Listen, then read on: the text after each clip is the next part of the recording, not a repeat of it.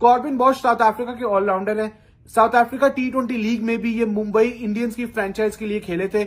इसके बाद इनको आईपीएल में पिक नहीं किया गया था। उसके बाद पीएसएल ड्राफ्ट में कॉर्बिन बॉश को पेशावर ज़ल्मी ने डायमंड कैटेगरी में पिक किया था। पाकिस्तान को कॉर्बिन बॉश की परफॉर्मेंसेस का पता था, लेकिन आईपीएल में पिक ना होने के बाद कॉर्बिन बॉश एक स्ट्रेट चॉइस थे कि उनको पीएसएल में पिक किया जाएगा और उन्होंने एग्री किया पीएसएल में खेलने के लिए।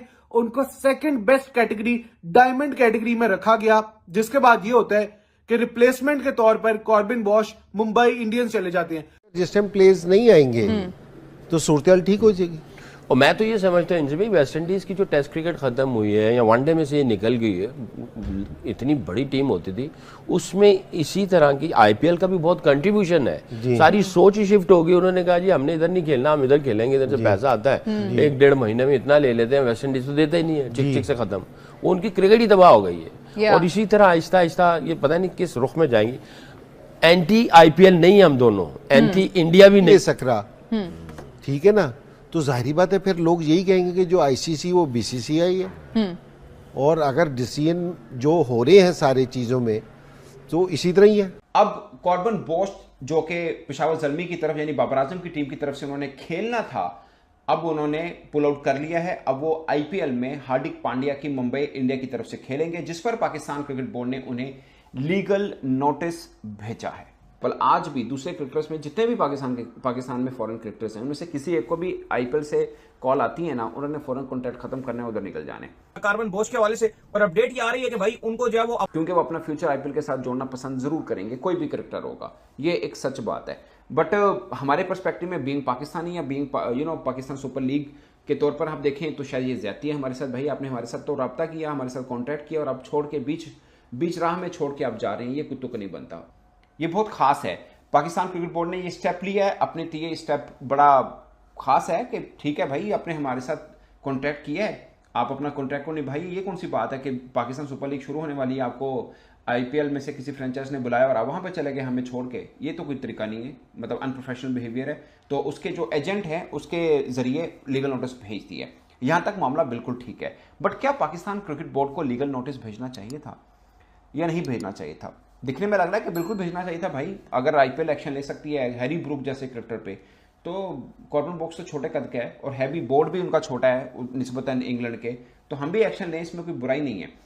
मुझे ज्यादातर पे लगता है कि इसका एक के दूसरा इम्पैक्ट भी आ सकता है, क्योंकि अभी तो हमें बहुत अच्छे क्रिकेटर्स मिल गए हैं, क्योंकि आईपीएल के बिल्कुल पैरेलल चल रहे हैं। जो आईपीएल नहीं खेल रहे वो हमारे यहाँ खेल रहे हैं। और मुझे यही चीज़ का डर लग रहा था कि कहीं पर आईपीएल की तरफ से किसी को कमेंट्री की ऑफर हो जाती है, किसी को कोचिंग की या कोई और तरह की ऑफर होती है, तो जो पाकिस्तान के साथ कुछ क्रिकेटर जुड़े हुए हैं कहीं उधर ना मुड़ जाएं। बट एक इंजरी हुई लिजर्ड विलियम की, जो कि साउथ अफ्रीका का ही क्रिकेटर है, तो मुंबई इंडियन ने उसकी रिप्लेसमेंट के तौर पर कॉर्बिन बॉश के साथ रब्ता किया और वो हो गया। बट इसमें थोड़ा समझने की जरूरत है।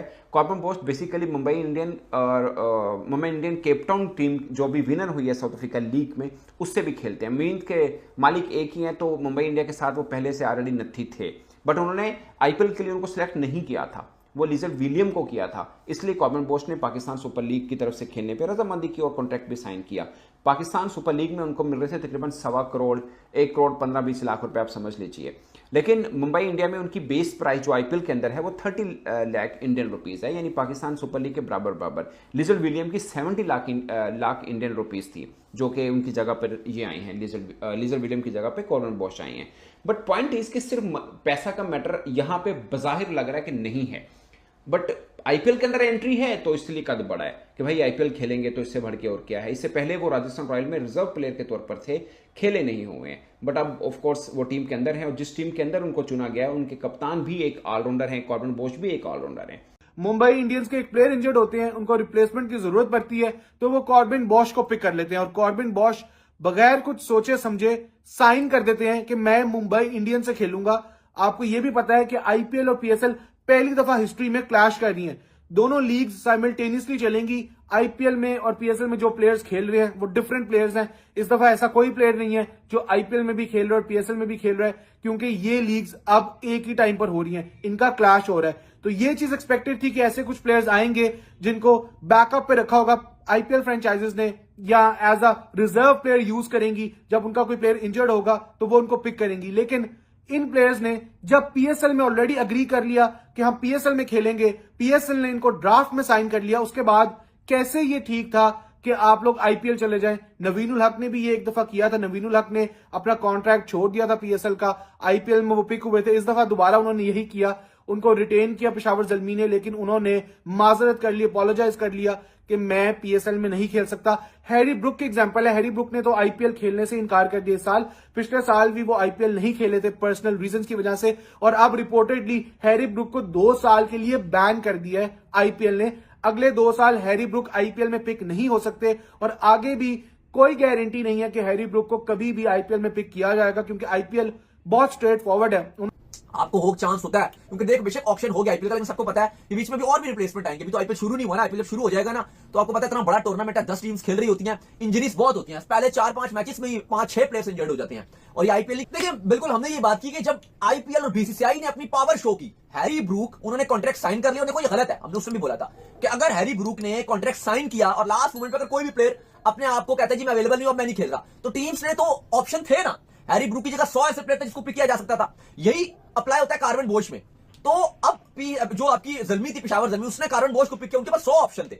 उस टाइम उनको आईपीएल में किसी ने मुंह नहीं लगाया, किसी फ्रेंचाइज ने, किसी ने पिक ही नहीं किया, तो लेजर्ड विलियम्स को पिक कर लिया था। अब उनकी रिप्लेसमेंट के तौर पे मुंबई इंडियंस ने कहा कि कार्वन बोश से राब्ता किया कि भाई तुम अवेलेबल हो? उन्होंने कहा जी बिल्कुल अवेलेबल हूं। तो उन्होंने कहा आ जाओ, फिर वो चले गए। तो अब पीसीबी ने उनके खिलाफ एक्शन लिया और बड़ा उनके पीएसएल में वर्डिंग उन्होंने रखा, और वजह यही है कि पीएसएल को कॉन्ट्रैक्ट करने के बाद लास्ट मोमेंट पे आपने ये क्यों ऐसा डिसीजन लिया, इस पर उन्होंने वजाहत मांगी है, और अगर वो वजाहत देने में नाकाम रहेंगे तो फिर ये होगा कि उनको पीएसएल से 2 साल के लिए, जैसे आईपीएल ने बैन किया, साल या 2 साल के लिए उनके ऊपर पाबंदी लगाई जाएगी।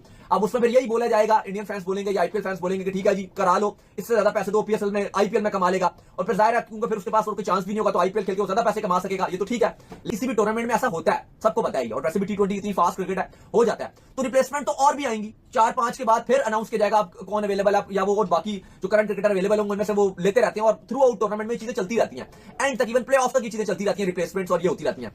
तो अगर उनको था कि भाई, उनको पता था कि वो उस तरह के प्लेयर और अच्छे प्लेयर हैं, कार्वन बोश वो एक ऑलराउंडर है, उन्होंने पाकिस्तान साउथ अफ्रीका की टेस्ट सीरीज में बहुत अच्छी परफॉर्मेंस दिखाई थी, जिसकी वजह से उनको पीएसएल में भी पिक किया, तो उनको पता होना चाहिए था कि वो अच्छे प्लेयर हैं, उनको आईपीएल में ले लिया जाएगा। तो भाई फिर आप अपना नाम पीएसएल में मत देते। ये एक असूली और एक प्रोफेशनल क्रिकेट का तकाजा होता है कि अगर आपको लगता है कि आप आईपीएल को प्रेफरेंस दोगे, हमें पता है आईपीएल में प्रेफरेंस देते हैं, इवन ऑक्शन हुआ, पीसीबी ने भी वेट किया, आईपीएल का ऑक्शन खत्म हो गया, सारे प्लेयर्स आईपीएल में बिक गए, जो प्लेयर्स नहीं बिके थे पीसीबी ने उसके बाद अपना ड्राफ्ट किया, तो सब प्लेयर्स को पता था कि यार हमें तो आईपीएल का कॉन्ट्रैक्ट नहीं मिला, इससे बेहतर हम पीएसएल खेलने आ जाए। जैसे डेविड वार्नर थे, केन विलियमसन थे, डेरिल मिचेल थे, और भी काफी सारे प्लेयर थे, लेकिन ये बड़े नाम थे, इनको पता चल गया कि भाई हमें आईपीएल में किसी ने नहीं खरीदा, हमारी बेस प्राइस पे भी हमें नहीं लिया, तो चलो अब हम पीएसएल खेल लेते हैं। यही कार्वन बोश के साथ हुआ, लेकिन कार्वन बोश ने ये गलत हरकत की कि बाद में उन्होंने उनको बताना चाहिए था कि भाई मेरी कमिटमेंट्स हो गई हैं, मैंने कॉन्ट्रैक्ट साइन कर दिया।